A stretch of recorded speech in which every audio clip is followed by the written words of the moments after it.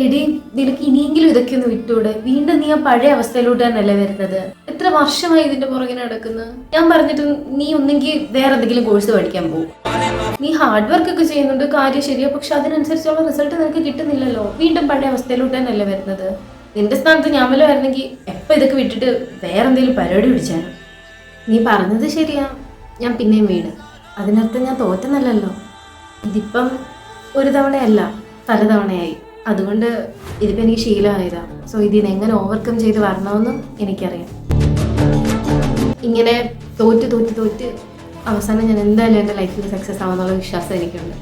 പിന്നെ നീ ഇപ്പോൾ പറയുന്ന കരയുന്ന സ്റ്റേജ് അതൊക്കെ എന്നേ കഴിഞ്ഞതാണ്. കാരണം എന്താണെന്നറിയോ, എനിക്കിപ്പോൾ ഇത് നല്ല എക്സ്പീരിയൻസ് ആയി. ഇനിയും ഞാൻ എന്തായാലും വീണേക്കാം, പക്ഷെ എന്തുവാണെന്ന് പറഞ്ഞാലും ഒരിക്കൽ ഞാൻ സക്സസ് ആവും. നീ അല്ലേ നോക്കിക്കോ.